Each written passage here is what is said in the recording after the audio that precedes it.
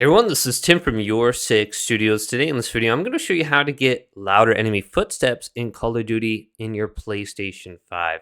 So this is a simple sound setting. Just go up to the top right here and select Settings, and then scroll on down to Sound.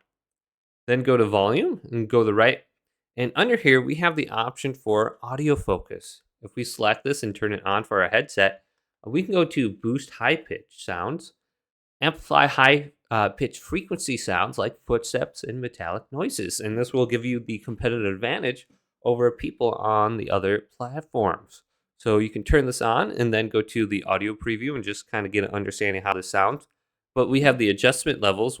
We have weak, medium, or strong.